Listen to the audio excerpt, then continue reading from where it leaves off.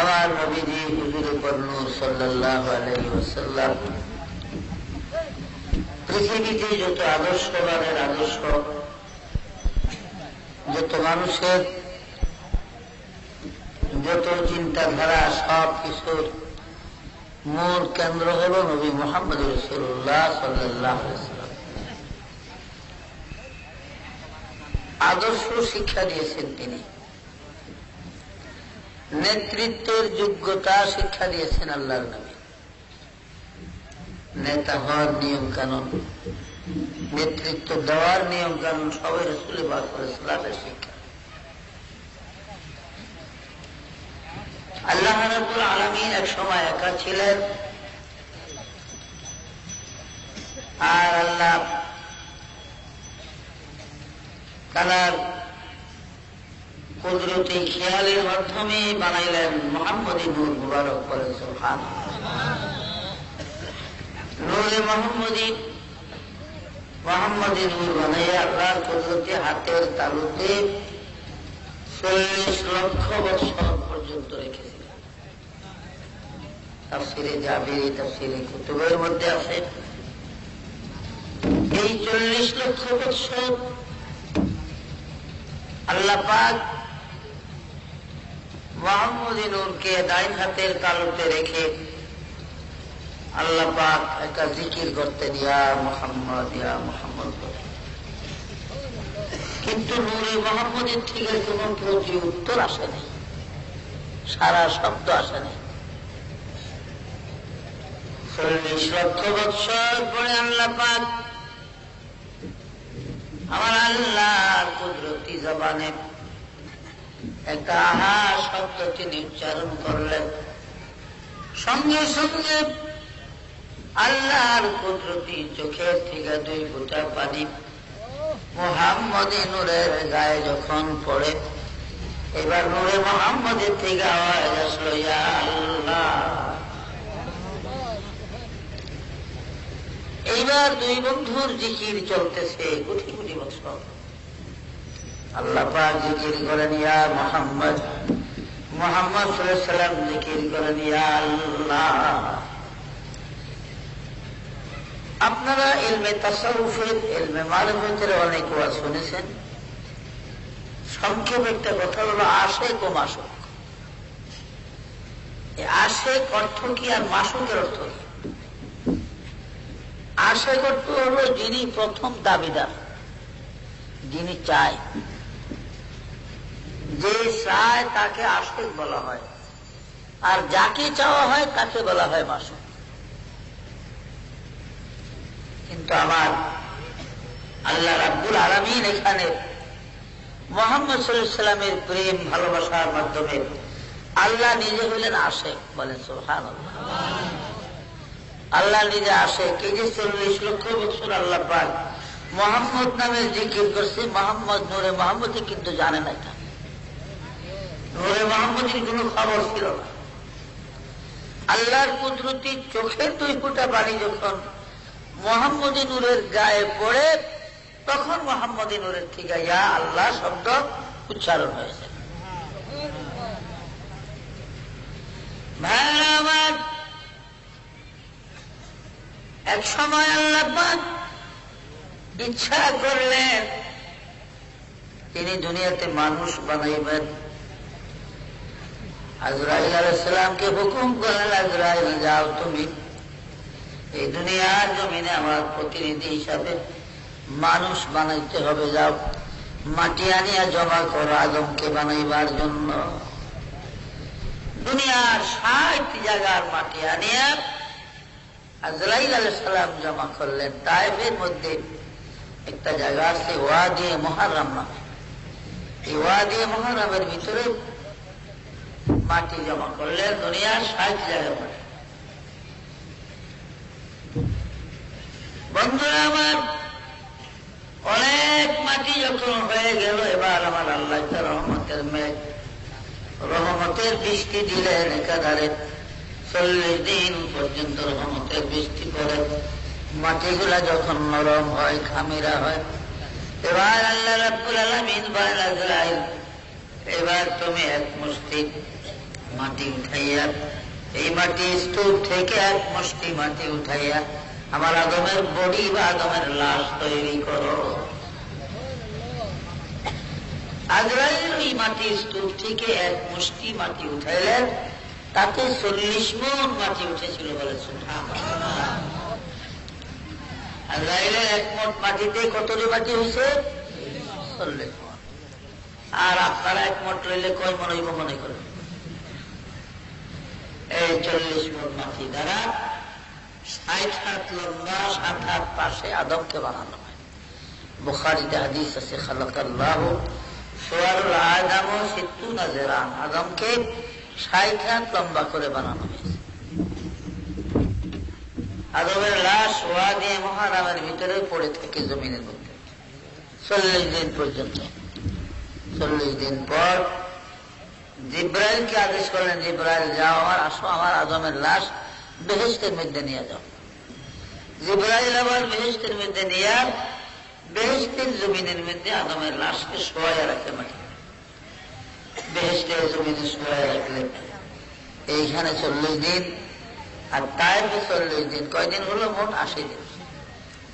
80 দিন যখন হলো, এবার ইচ্ছা করলেন আল্লাহ আদমের খাঁচার মধ্যে রূহ দিবেন। কোন জায়গায় দিয়ে রূহ দিলেন? মাথার তালু দিয়া, মাথার তালু দিয়ে আদমের রূহ প্রবেশ করানো। একবার দিছে, চট করে রূহটা বাইর হয়ে গেছে। আবার দিলেন, আবারও বাইর হয়ে গেছে। আবার দিলেন, আবারও। 3 বার করে বাহির হয়ে যায় রূহটা। রূহটা কেন বাহির হয় নাকি আল্লাহ জানে না? কি বলেন? তবুও জিজ্ঞাসা করলেন, 3 বার করিয়া আদমের খাঁচায় দিলাম, কেন তুমি বারবার বাহিরে চলে আসো? রূহ বলে, আল্লাহ এই মাটির তৈরি আদমের অন্ধকার খাঁচার মধ্যে মাবুদ গো আমার ভালো লাগে না, এই জন্য বারবার আমি বাহিরে চলে আসি। আল্লাহ পাক বলেন, জিবরিল রে জিবরিল, আমার আদমের লাশ এখন আর লাশ নাই, আদমের রূহ যখন ভিতরে আটকাইছে। হ্যাঁ, আমার আদম নবী জান্নাতের মধ্যে উঠিয়া বসলেন। বসার সাথে সাথে একটা হাসি আসলো হযরত আদমের। এই হাসির সাথে কিছু তরল পদার্থ যখন বাহির হয়, আল্লাহ পাক বলেন, জিবরাইল আদমের হাসির সাথে বাহির হওয়া এই তরল পদার্থগুলো যত্ন করে একটা জান্নাতি পেয়ালার মধ্যে রেখে দাও, এগুলা দিয়ে আমি ঈসা নবীর মা মরিয়মের স্বামী বানাবো। সুবহানাল্লাহ। আদমের হাসি দ্বারা ঈসার মা মরিয়মের স্বামী তৈরি করেছিলেন আল্লাহ রাব্বুল আলামিন। কিভাবে? তার বিরাট ইতিহাস আছে, কাহিনী আছে। তো যাই হোক, আমাদের প্রিয় নবী মুহাম্মদ রাসূলুল্লাহ সাল্লাল্লাহু আলাইহি ওয়াসাল্লাম, তার আদর্শই তো পৃথিবীর আদর্শ, তাম দুনিয়ার মানুষের আদর্শ হইল নবী মুহাম্মদ সাল্লাল্লাহু আলাইহি ওয়াসাল্লামের আদর্শ। তার আদর্শের চেয়ে বড় আর কোন আদর্শ দুনিয়াতে নেই। আর আল্লাহ পাক বলেছেন, মা আতাকুমুর রাসূলু ফাখুযুহু ওয়া মা নাহাকুম আনহু ফান্তাহু। আমার রাসূল তোমাদের জন্য, তোমাদের মঙ্গলের জন্য, দিন ও দুনিয়ার শান্তির জন্য আল্লাহর তরফ থেকে যাহা এনেছেন, ফাখুযুহু, তা তোমরা সাদরে গ্রহণ করো, মানে ইজ্জতের সাথে গ্রহণ করো, যেগুলো নবীজি তোমাদের জন্য আছে। ওয়া মা নাহাকুম আনহু ফান্তাহু, আর যেগুলা রাসূল নিষেধ করেছেন সেগুলা ঘৃণিত ভাবে পরিত্যাগ করো। একটা তো পরিত্যাগ করবা, কিন্তু ঘৃণার সাথে পরিত্যাগ করতে হবে, যেহেতু যেগুলা রাসূলের আদর্শ নয় এগুলা উম্মতের জন্য কাম্য নয়। তো ভাইরা আমার, নবী মুহাম্মদ রাসূলুল্লাহ সাল্লাল্লাহু আলাইহি ওয়াসাল্লামের জীবনের অনেক আলোচনা আছে। সব নবীদেরই কিছু কিছু মুজিজা ছিল। ঈসা নবী ছিল, মুসা ছিল, ইব্রাহিম, ইসহাক, ইয়াকুব, সব নবীদেরই মুজিজা ছিল। কিন্তু আমাদের নবী মুহাম্মদ সাল্লাল্লাহু আলাইহি ওয়াসাল্লামের জীবনের হুজুর সাল্লাল্লাহু আলাইহি ওয়াসাল্লামের 3000 মুজিজা প্রকাশ হয়েছিল বলেন সুবহানাল্লাহ। 3000 মুজিজা নবীজি পৃথিবীতে প্রকাশ হয়েছে। আর কিছু কিছু মুজিজা শিশুকালও ছিল রাসূলের। নবীর জীবনের বাল্য বয়সে ছোট্ট কালো রাসূলের পাকের অনেক মুজিজা প্রকাশ হয়েছে। যেমন শিশু নবী মাত্র 15 দিন বয়সের হালিমার গাধার পিঠে আল্লাহর নবীকে কোলে করে হালিমা বসতে, তার স্বামী গাধা রশি ধরে ধরে টানে। হালিমার আগে যারা আসছে মক্কায় ছেলে পেলে নেওয়ার জন্য, তারা সন্তানাদি নিয়ে 5-7-10 মাইল চলেও গেছে, তারা আগে চলে গেছে।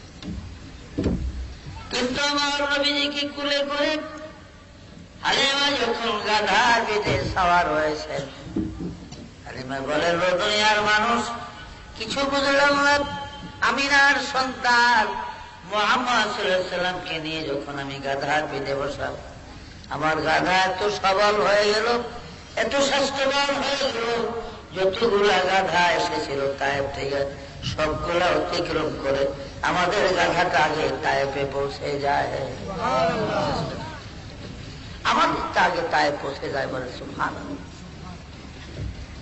এরপরে হালিমা বলেন, আমি যখন বাড়িতে গেলাম, গিয়ে দেখি আমার বাড়িতে, আমার বাড়ির ভেড়া বকরি দুম্বা কিছু অসুস্থ ছিল, রোগা ছিল, কিন্তু বাড়িতে গিয়ে দেখি একটাও রোগা নাই, অসুস্থ নাই, সবগুলা সুস্থ।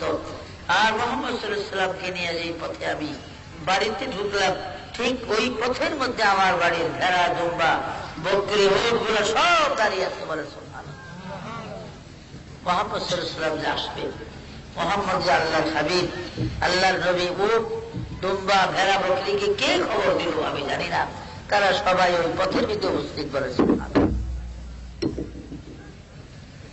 তাফসীরে জামে সগীর এবং বগবীর মধ্যে আছে, দুরূদ শরীফ পড়েন,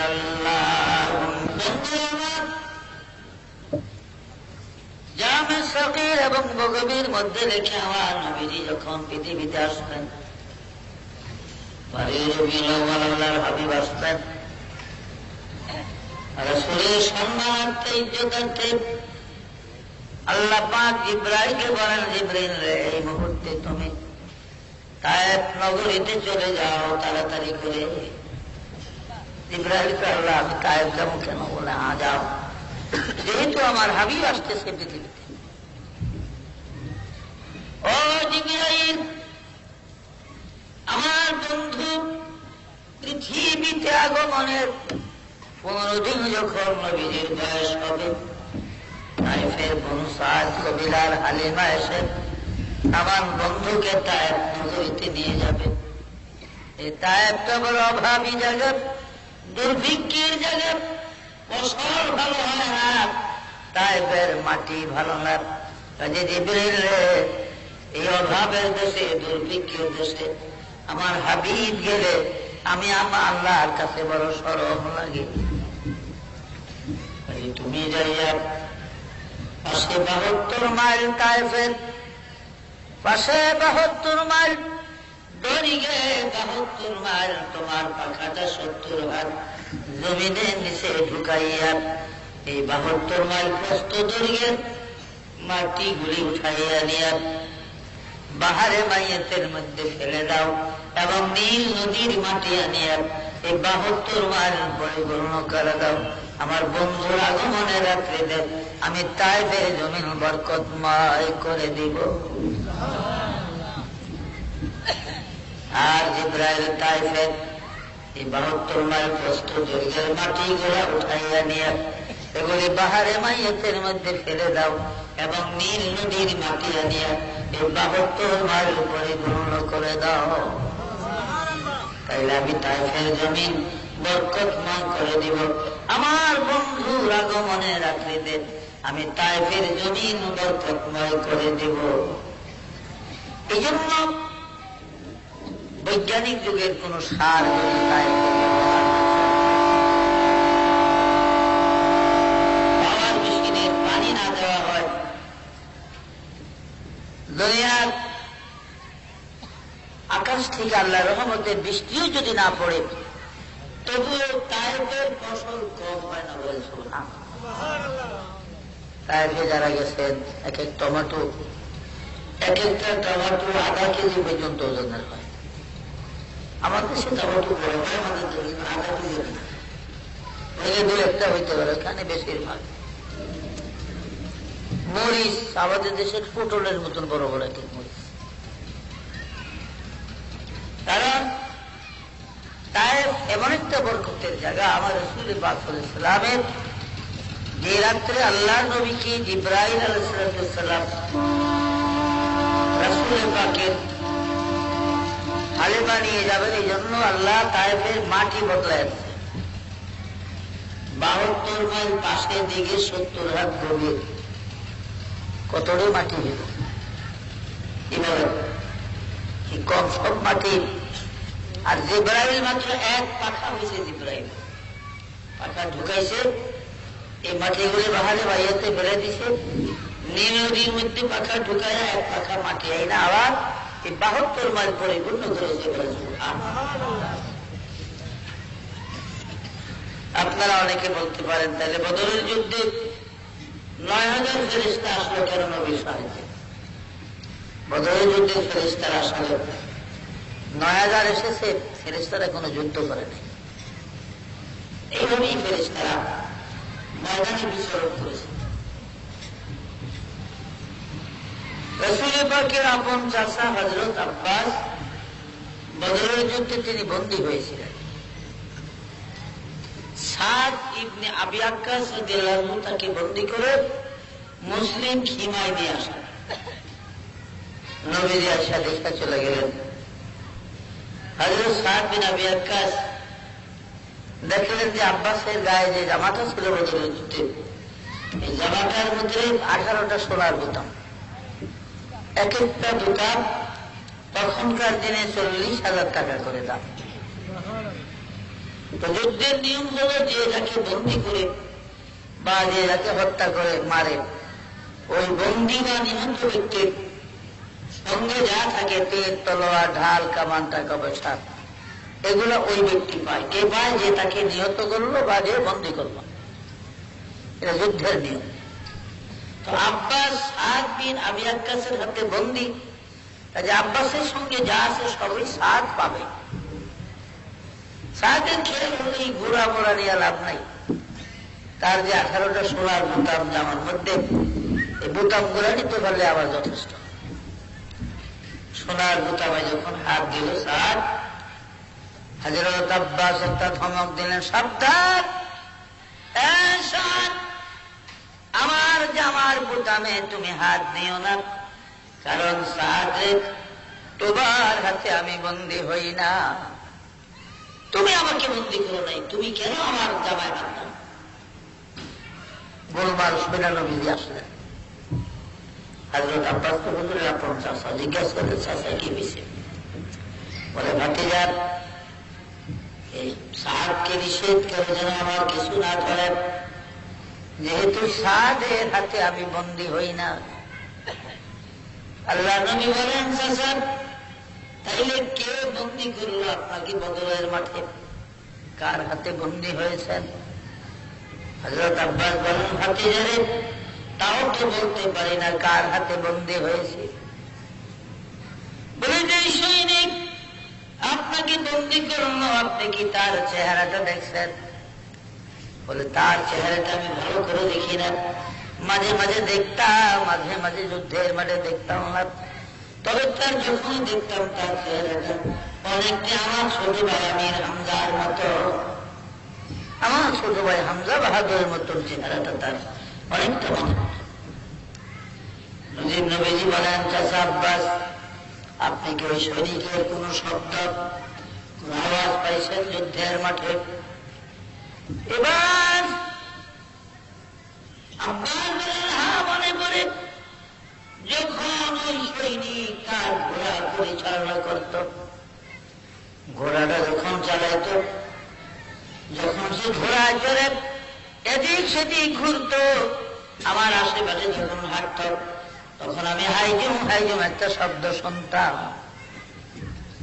আল্লাহ নবী বলেন বলবো এইবার আমার আর বুঝতে বাকি নেই।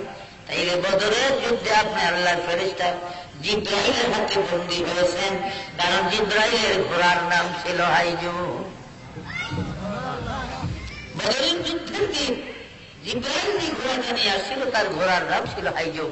কাজে আপনাকে আল্লাহর ফেরেশতা জিব্রাইল বন্দী করেছে। এই জিব্রাইল শুধু হযরত আব্বাসকে বদরের যুদ্ধের দিন বন্দী করে দিয়েছে, এছাড়া ফেরেশতারা হাত ধরে নাই কোন কাফেরদের উপরে। আব্বাস রাদিয়াল্লাহু আনহু কিছু মুক্তিপণ জিজিয়ার মাধ্যমে তিনি মুক্তি পাইয়া চলে গেলেন।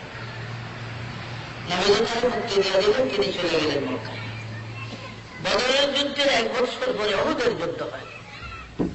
বদরের যুদ্ধের সেনাপতি ছিল আবু জেহেল, আর উহুদের যুদ্ধের সেনাপতি আবু সুফিয়ান। 3000 সৈন্য নিয়ে উহুদের যুদ্ধে আসতেছে বদরের প্রতিশোধ নেওয়ার জন্য। নবীজি কিন্তু জানে না। আব্বাস তখন মক্কায়।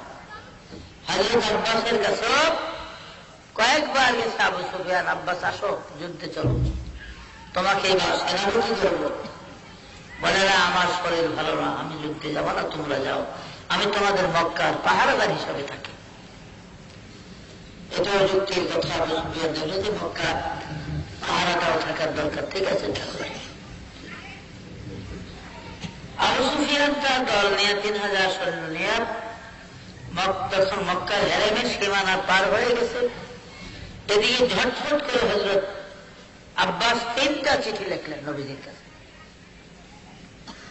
আবার নবীজির কাছে 3টা চিঠি লেখেন, একই আবার হে মুহাম্মদ সাল্লাল্লাহু আলাইহি ওয়াসাল্লাম, বদরের প্রতিশোধ দেওয়ার জন্য আবু সুফিয়ান 3000 সৈন্য নিয়ে মদিনায় আসতেছে তোমার সাথে যুদ্ধ করার জন্য। হে ভাতিজা মুহাম্মদ সাল্লাল্লাহু আলাইহি ওয়াসাল্লাম, তোমার সৈন্যের সংখ্যা জানি না, তোমার যুদ্ধের প্রক্রিয়া জানি না, কি শক্তি আছে তাও জানি না, তবে আমি তোমার চাচা হিসাবে আমি জানিয়ে দিলাম যে তুমি যুদ্ধের জন্য প্রস্তুত থাকো। আবু সুফিয়ান যুদ্ধ না করে ফিরে যাবে না।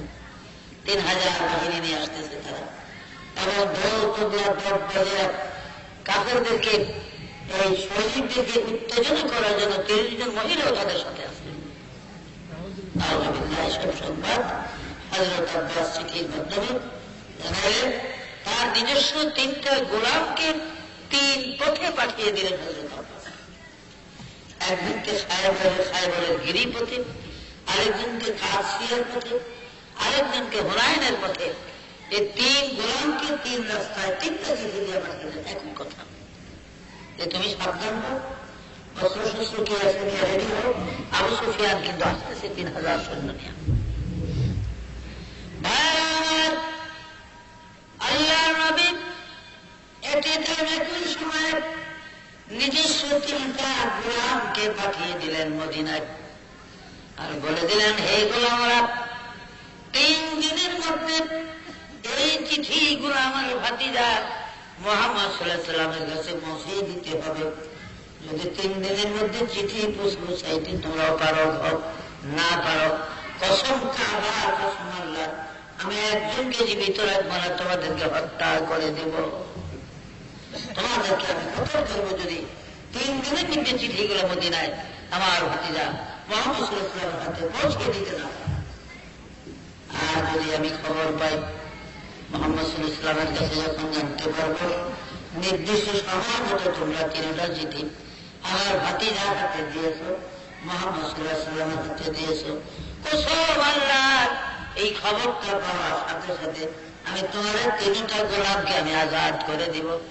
আর শুধু আজাদ করে দিব না, এক একজনকে আমি 40,000 করে 40,000 করে আমি তোমাদেরকে টাকা দিব। বলেন সুবহানাল্লাহ।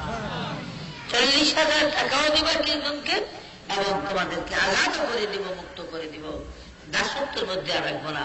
চিঠিগুলো যদি রীতিমতো মুহাম্মদ সাল্লাল্লাহু আলাইহি ওয়াসাল্লামের কাছে পৌঁছে যায়,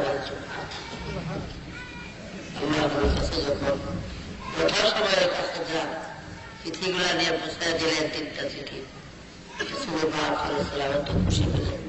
ও সাহাবা, তোমরা হাত উঠাও, আমি আমার আব্বাসের জন্য দোয়া করি। কেননা আমার আব্বাসের এই তিনটা চিঠির মধ্যে কলেমার গন্ধ পাওয়া যায়, কলেমার গন্ধ পাওয়া যায়। উঠো তোমরা, চাচার জন্য আমি হাত তুলে দোয়া করি। এবার নবীজি দোয়া করলেন, আল্লাহ আমার চাচা আব্বাসকে আল্লাহ তুমি ঈমান দান করো, কালেমা দান করো, তিনি যেন চিরি কলেমা পড়ে আমার দরবারে এসে যায়। 2 নম্বর হলো আল্লাহ আমার চাচাকে তুমি জান্নাতের এমন জায়গায় রাখিও, এমন স্থানে রাখিও আমার চাচাকে জান্নাতের মধ্যে যেখানে তামাম জান্নাতীরা আমার চাচাকে দেখে অবাক হয়ে যায়। হযরত আব্বাস বলেন, মওলুদ আরুসের মধ্যে লেখে যে কসম আল্লাহ, রাসূল যখন আমার জন্য দোয়া করেন যে আল্লাহ জান্নাতের মধ্যে আমার চাচাকে এমন একটা পরিবেশে রাখবে যে তামাম জান্নাতীরা অবাক হয়ে যায়। এই অবাক হয়ে যায় আমার নামে কসম আল্লাহর, আমি কাবার দরজার নিকটে তখন দাঁড়ানো, মদিনা রাসূলের এই দোয়াগুলি আমি মক্কায় দাঁড়ায় দাঁড়িয়ে শুনছি। বলে সুবহানাল্লাহ। আমি মক্কা মুআজ্জামার কাবার পাশে দাঁড়িয়ে দাঁড়িয়ে মুহাম্মদ সাল্লাল্লাহু আলাইহি ওয়াসাল্লামের এই দোয়ার কথাগুলা আমার কানে আমি শুনেছি। বলে সুবহানাল্লাহ। তখন আমি পাগল পারা হইয়া মদিনা এসে রাসূলের কাছে কলেমা পড়ে মুসলমান হই। বলে সুবহানাল্লাহ। তো আব্বাস মুসলমান হওয়ার পরে অনেক ঘটনা। তার ছেলে ছিল আব্দুল্লাহ। 10 জন আব্দুল্লাহ ছিলেন মক্কাতে, এরা সাহাবাদের সন্তান ছিল। 10 জন আব্দুল্লাহর ভিতরে একজন আব্দুল্লাহ ছিলেন আব্দুল্লাহ ইবনে আব্বাস। আব্বাসের ছেলের নামও ছিল আব্দুল্লাহ, আর তাকে লোকেরা ইবনে আব্বাস বলে ডাকত, যেহেতু তিনি হাদিসের বিশারদার একজন মুহাদ্দিস ছিলেন। ইবনে আব্বাস বলে বেশি আব্বাসের ছেলে বলে তাকে ডাকত, আসল নাম ছিল তার আব্দুল্লাহ। আব্বাস রাদিয়াল্লাহু আনহু যখন ইন্তেকাল করলেন, তো ইবনে আব্বাস অথবা আব্দুল্লাহ বাবার প্রেমে খুব কাঁদা কাঁদতেন। তিনি বাপকে খুব ভালোবাসতেন। আর দুনিয়াতেও দেখবেন বাপের বড় ছেলে বেশি ভালোবাসে। বড় ছেলের সাথে যে সম্পর্ক মা বাপের থাকে, এই সম্পর্ক অন্যদের সঙ্গে থাকে না। যেহেতু প্রথম সন্তান পৃথিবীতে আসছে, তখন সন্তানের মা পর্দা ছিল। প্রত্যেক মায়েরা স্বামীর বাড়িতে যেদিন প্রথম আসে পর্দা অবস্থা আসে, কোন বেগানা লোকের সঙ্গে কথা বলে না। শ্বশুর শাশুড়িটা না বলবে, শ্বশুর শাশুড়ি যদি দেখা জমা করে সালাম দাও, এই লোকটাকে কদম বসি করো, তখন যায় করার জন্য, নাইলে নতুবা যায় না। এই জন্য পর্দার অবস্থায় মহিলারা আসে স্বামীর বাড়িতে। এই জন্য প্রথম সন্তানের চরিত্র এবং তার মায়া মহব্বত বাপ মার প্রতি বেশি থাকে। বলে সুবহানাল্লাহ।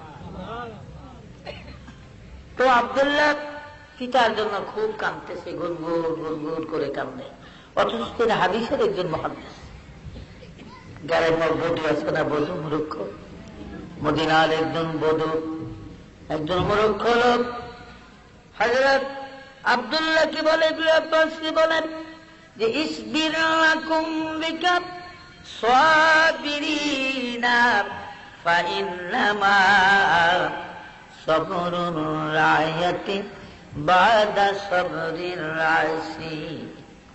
এগো আব্দুল্লাহ, আপনি আপনার বাবার জন্য এইভাবে কেন কান্দেন? আপনি কি আপনার বাবার খবর জানেন? আপনার বাবা আব্বাস কি অবস্থা আছে আপনি হয়তো জানেন না। যদি জানতেন তাইলে এইভাবে বাবার জন্য কাঁদতেন না আপনি। খায়রুম মিনাল আব্বাসি আজরুকা বায়দাহু ওয়াল্লাহু খায়রুম মিনকা বিল আব্বাসি। কসম আল্লাহ, ওই যে দেখেন একটু জান্নাতুল ফেরদাউসের দিকে নজর করেন, ও আব্দুল্লাহ, ওই যে দেখে যায় আপনার বাবা আব্বাস জান্নাতের মধ্যে ঘোড়ায় চড়িয়া ভ্রমণ করতেছে। একজন গ্রাম্য বধূ মদিনার জমিনে দাঁড়াইয়া তিনি জান্নাতুল ফেরদাউস দেখতেছে, আর হযরত আব্বাস ঘোড়ায় চড়ে ঘুরতেছে, তিনি দুনিয়ার জমিন থেকে দেখতেছে। বলেন সুবহানাল্লাহ। এগুলা কিভাবে হইল? এগুলা হওয়ার কারণ একমাত্র রাসূলের প্রেমের অধিকারী হওয়ার কারণে। নবীর প্রেমের অধিকারী যে যত বেশি হয়েছে, দেখেন না রাজা বাদশাহ, রাজার চাকরি তো সবাই করে, একটা রাজত্বের ভিতরে চাকরি করে লক্ষ লক্ষ মানুষ, কিন্তু চাকরিরও তো বাবা পরিমাণ আছে না।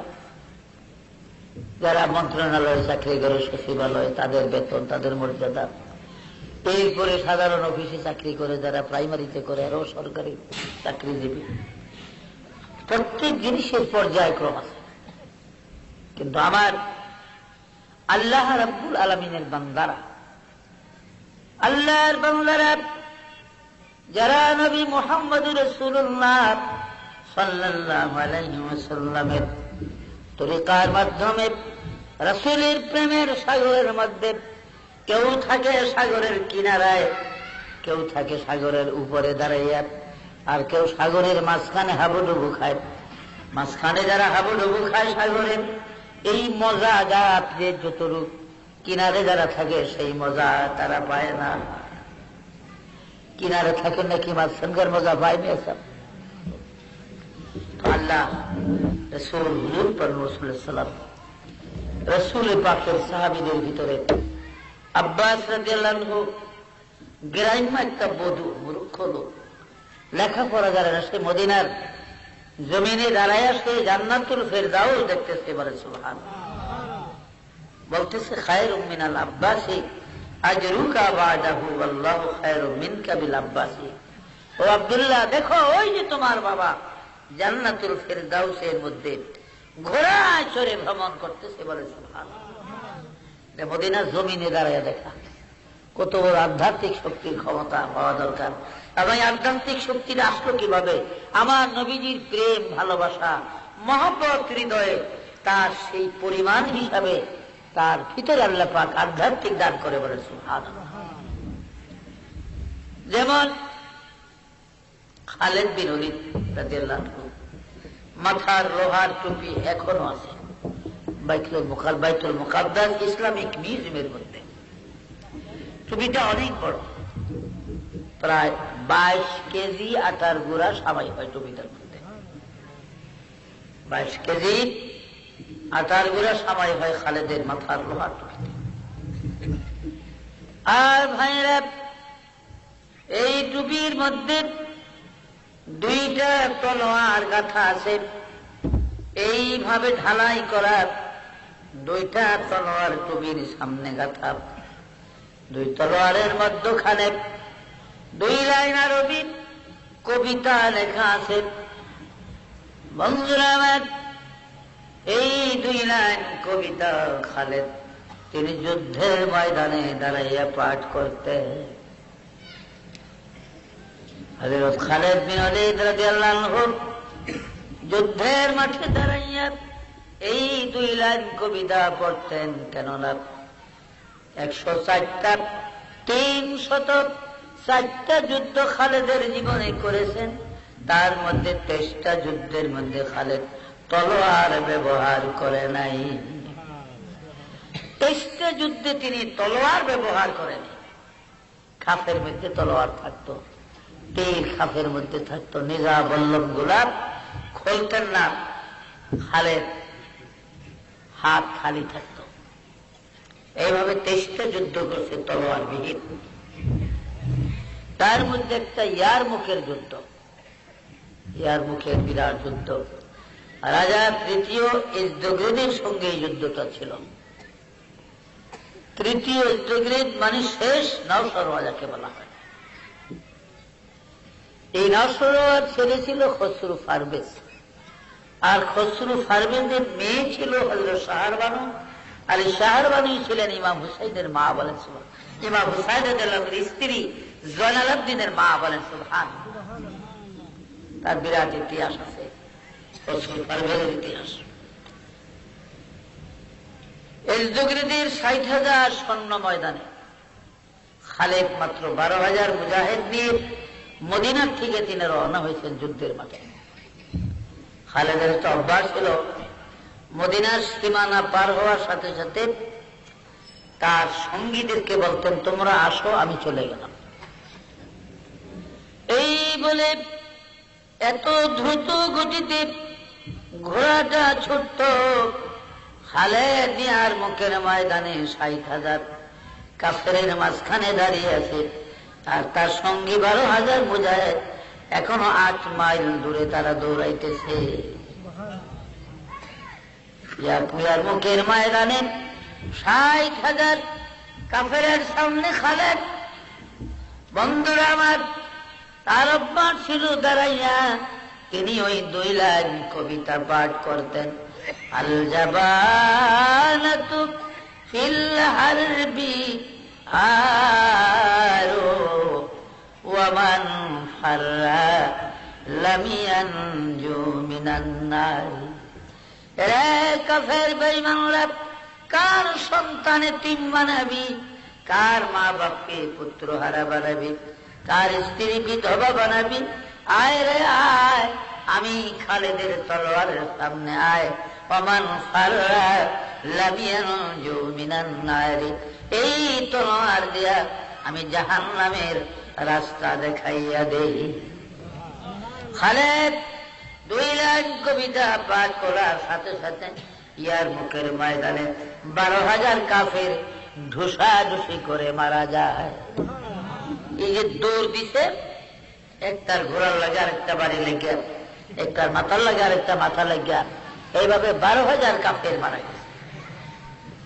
কয়েক হাজার আহত, বাকিগুলো পলায় গেছে। হযরত খালেদ রাদিয়াল্লাহু আনহু ওমর ফারুক জিজ্ঞাসা করতেন, খালেদ তোমার কি প্রাণের মায়া নাই, ভয় নাই? তুমি হাজার হাজার কাফেরের ভিতরে একা ঢুকে যাও। ও খালেদ, তোমার কি জীবনের মায়া নাই, তোমার কি জীবনে ভয় নাই? বলে, হ্যাঁ ওমর, ভয় আছে, মায়া আছে। তবে শোনো ওমর, কসম আল্লাহর, এই হৃদয়ের মধ্যে একমাত্র আমার আল্লাহর ভয় ছাড়া আর কোন ভয়ের জায়গা নাই রে ওমর। আর এই হৃদয়ের মধ্যে মার মায়া নাই, বিবির মায়া নাই, সন্তানের মায়া নাই, আমার হৃদয় ভরা শুধু নবী কামলিওয়ালার মায়া।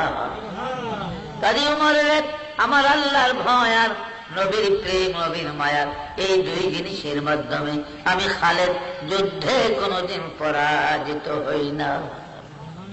আল্লাহ আল্লাহ আল্লাহ লা ইলাহা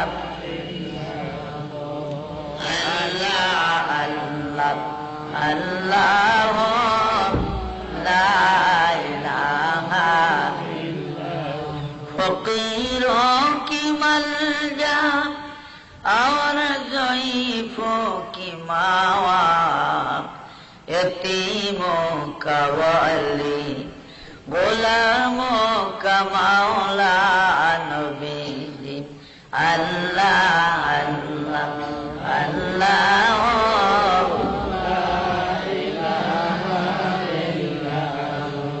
अल्लाह अल्लाह अल्लाह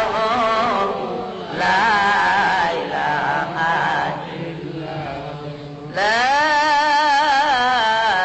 इलाहा इल्लल्लाह मुहम्मदुर रसूलुल्लाह সাল্লাল্লাহু আলাইহি ওয়াসাল্লাম। ভাইরা আমার, হযরত ঈসা নবী মরা মানুষ জীবিত করতে পারতেন, এটা তার মুজিজা ছিল। তো আপনারা অনেকে কইবেন, তাহলে আমাগো নবী পারত নি? আমাদের নবীর 3000 মুজিজা ছিল, আর আল্লাহর কোরআনই ছিল নবীজির বড় মুজিজা। বলে সুবহানাল্লাহ। জাবেরের 2 সন্তান বুখারীতে আছে। জাবের রাদিয়াল্লাহু আনহুর 2 ছেলে খন্দকের যুদ্ধে খাল কাটতেছিলেন সাহাবারা। শত্রু আসবে এই জন্য বাধা দেওয়ার জন্য খাল কাটা হয়েছে। 3 দিনের ভুকা সাহাবারা অনাহারে।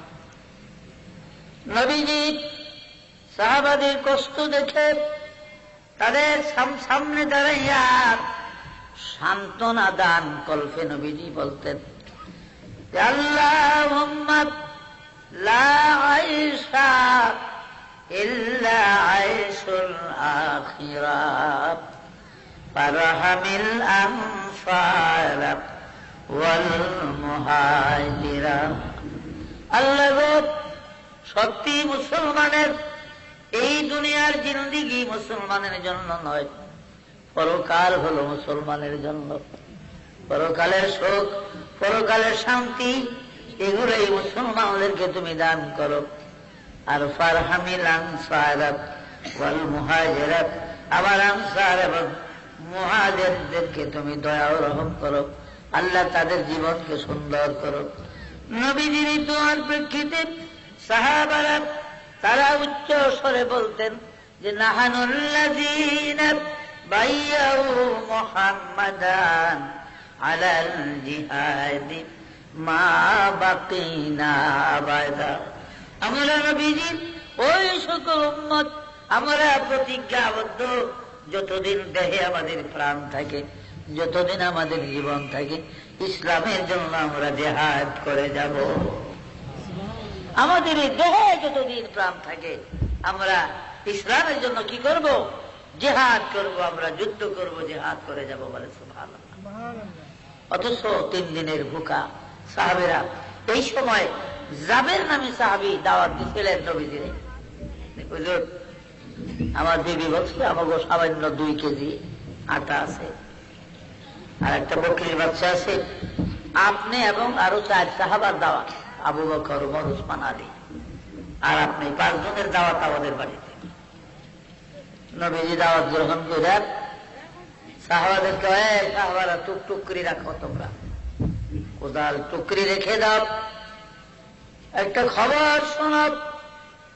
যাবে জানে না নবীজি কি বলবে। বা রাসূল দাঁড়াইয়া কাবার দরজা দাঁড়িয়ে ডাক দিলেন, ওরে আমার প্রাণের সাহাবারা রে, আজকে 3 দিনের ভুকা তোমরা থেকে খন্দকের মাটি কাটতেছো, খাল কাটতেছো।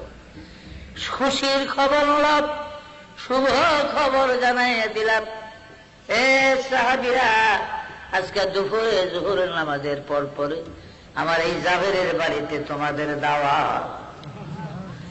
4000 সাহাবী মাটি কাটতেছে। জাবের দাওয়াত দিল 5 জনের, আর নবী 4000 বেকের দাওয়াত দিয়েছে। তোমাদের 4000 সাহাবী সকলের আজকে এই জাবেরের উপরে দাওয়াত। বলে সুবহানাল্লাহ।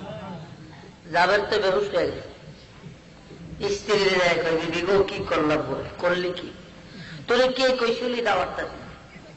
একটা ছোট্ট বকরি, এটা একজনই তো হয় না। এরপরে মাত্র এই 2 কেজি আটা দাওয়াত দিলাম। 4 নবীদের সব 5 জনের, নবী 4000 বেকের দাওয়াত দিচ্ছে। তাহলে জাবেরের স্ত্রী জিজ্ঞাসা, স্বামী নবীজি দাওয়াত দিছে, আপনি দাওয়াত আগে দেওয়ার পরে, দাওয়াত দেওয়ার পরে দিছে না? বলে হ্যাঁ, আমি তো আগে নবীজি দাওয়াত দিই। কোথায় চিন্তা করেন না, আরে নবী যখন দাওয়াত দিছে আল্লাহ নবী এগুলার জিম্মাদারি নিবে। বলে সুবহানাল্লাহ। আমাদের চিন্তা করে কোনো লাভ নেই। কেমন স্ত্রী ছিল, সুবহানাল্লাহ। আরে ফিরিয়ে তো দেওয়া যেত। বলে নবীকে এখন দাওয়াত ফিরেও দিয়ে দেন।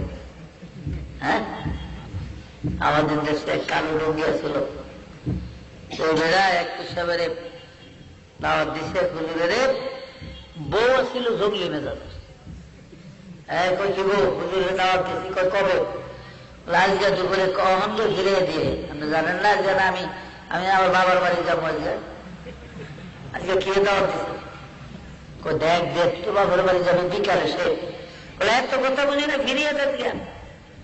বলে দেখ, এই মুখ দিয়ে হুজুরের দাওয়াত দিচ্ছি, কেমবে ফিরাই? যেমবে পারেন হেমবে ফিরা। তখন হুজুর আইতেছে, অনেক খাই কি আর গিয়া ওই হুজুরের দিকে ফাঁস দিয়া বাড়ির দিকে দিছে, মাথা দিয়া এভাবে আটুর ধরে রুকু দিয়া রয়েছে। আটুর মধ্যে ধরে রুকু দিয়া রয়েছে, ওই ফাঁসাটা হুজুরের দিকে। তখন হুজুরে বলা বলেন, সাই ওই এটা লাগে, ওটা ডুয়া লাগবে, এটা কি রে এলাম? কলে হুজুর আমি কালো। আর তো একবার ওইসব কা করো, ওই দাওয়াত ফিরানোর লেগা। আপনাদের দাওয়াত দিয়েছিলাম, দাওয়াতটা ফিরিয়ে দেওয়ানোর লেগা। আমার বউ বলে পারবো না, হ্যাঁ পাক করতো।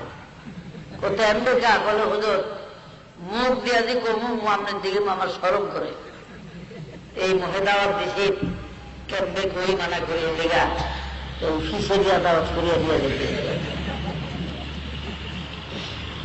ফিসে দিয়া দাওয়াত করিয়া দেয় হুজুরে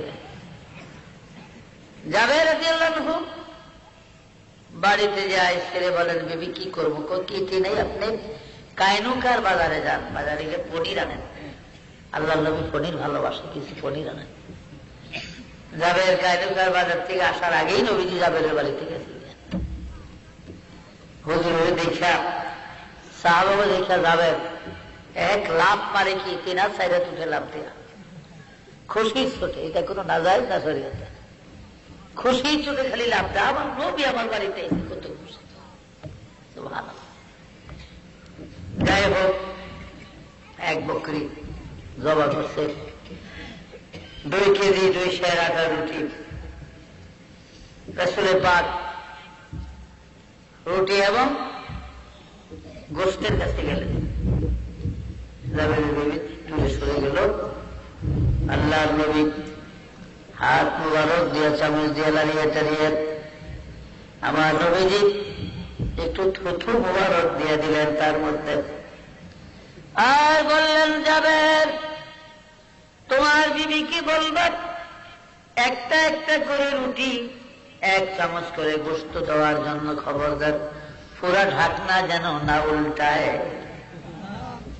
ঢাকনাটা পুরা যেন না উঠায় 1 চামচ করে গোশত লইব একটা রুটি দিয়া একই জনকে দিবে ভাইরা আমার 4000 সাহাবা বসছে প্রত্যেকের হাতে একটা করে রুটি 1 চামচ করে গোশত পৌঁছে গেছে বলে সুবহানাল্লাহ এবার নবীজি খাওয়ার জন্য যখন উদ্যত হলেন যেই মাত্র রুটি ছিড়িয়ে গোশত নিয়ে মুখের কাছে দিবেন জিবরাইল হাজির ইয়া রাসূলুল্লাহ আল্লাহ পাক নিষেধ করেছেন আপনি লোকমা মুখে দিবেন না জাবেরের 2 ছেলে সারা খাইতে পারবেন না জাবেরের ছেলেরা আবার কি হয়েছে জানেন বকরি জবা করছে বড় ছেলেরে নিয়ে যাবে ছোট ভাই এসে বড় ভাই জিগায় ভাইরে বাবা যে বকরিটা জবা করলো কে জবা করছে দেখবি আয় ছুরি আইন ছোট ভাইরে শোয়াইয়া এর গলার মধ্যে ছুরি দিয়া জবা করে দেখাইয়া দিচ্ছে যে এমবে জবা করে মা এটার ভাইয়া বড় ছেলেকে যখন দৌড়িয়ে যায় ছাদের উপরে উঠিয়া সেখান থেকে পরে বড় ছেলেটাও মরে যায় ধরো ছেলেই মরা এদিকে নবীজি আসতেছে দেখা যায় জাবেরের স্ত্রী চিন্তা করে হায় রে 3 দিনের ভুকায় নবী আমাদের বাড়িতে আসছে আমার এই মরা ছেলেগুলো দেখলে আল্লাহর নবী না খাইয়া বেজার হয়ে যাবে রক্তগুলা মুছিয়া টুছিয়া পরিষ্কার করেন ঘরের কোণার মধ্যে কম্বল জড়াইয়া দই ছেলেকে রেখে দিলেন স্বামী বাড়িতে আসলে স্বামীর কাছে পর্যন্ত বলে নাই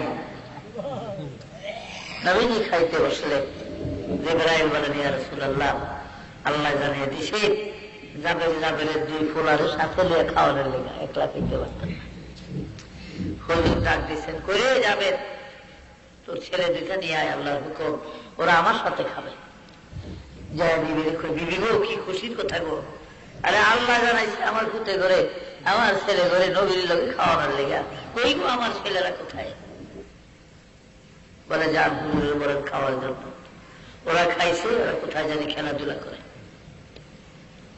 স্বামীর কাছে কয় না এরকম হুজুর অনেক কোথায় খেলাধুলা করে আমার স্ত্রী বলছে খাইছে তারা বলে না এই যে জিবরাইল বারবার বলতেছে জাবেরের ছেলেগুলো সারা খাইলে হারাম হবে খানা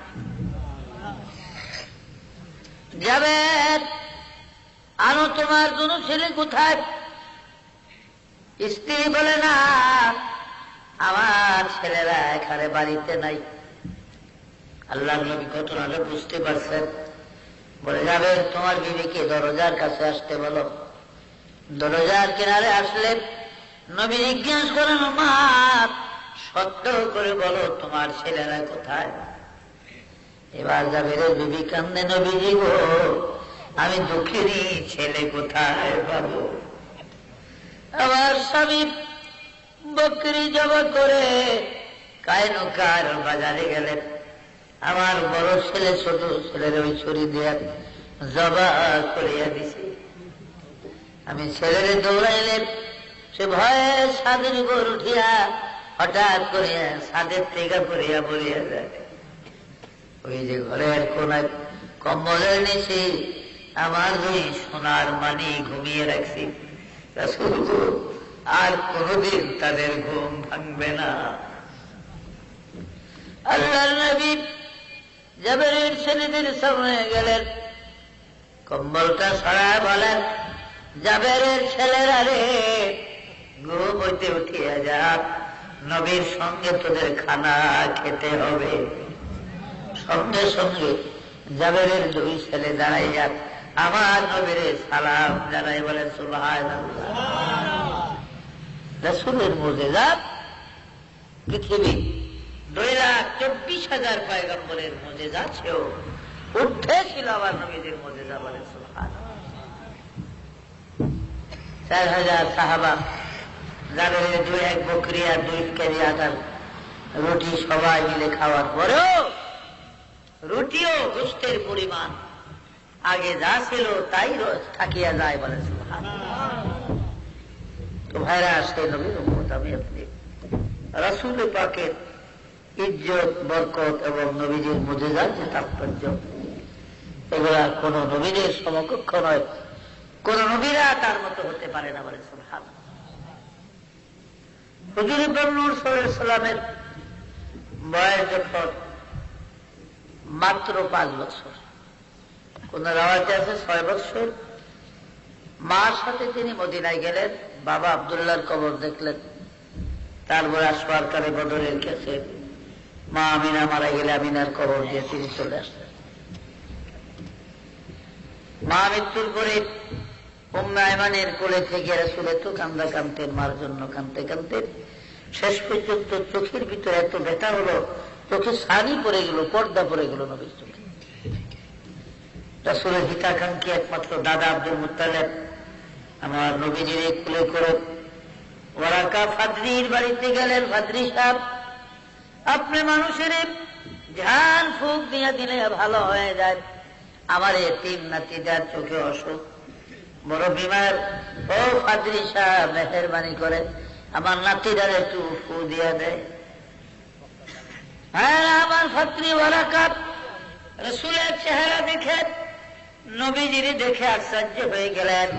অনেকক্ষণ চুপচাপ থেকে এবার ওয়ারাকা বলেন, আব্দুল মুত্তালিব আপনার নাতিরে কোলে করেন, একটু বসেন, আমি একটু আসি। এই বলে কিতাবের লাইব্রেরির মধ্যে ঘুরলেন, কুতুবখানায় ঢুকলেন, তাওরাত জবুর ইনজিল বিভিন্ন সহিফা আসমানি কিতাব গুলা অনেকক্ষণ পর্যন্ত দেখা শোনার পরে ফাদরি ওয়ারাকা আব্দুল মুত্তালিবের কাছে আসিয়া বলে, হে আব্দুল মুত্তালিব, আপনার নাতি মোহাম্মদকে নিয়ে চলে যান দয়া করে, আল্লাহর কসম আমি তার চোখে ফু দিতে পারবো না। বলে, ফাদরি সাহেব কেন পারবেন না, কারণ কি?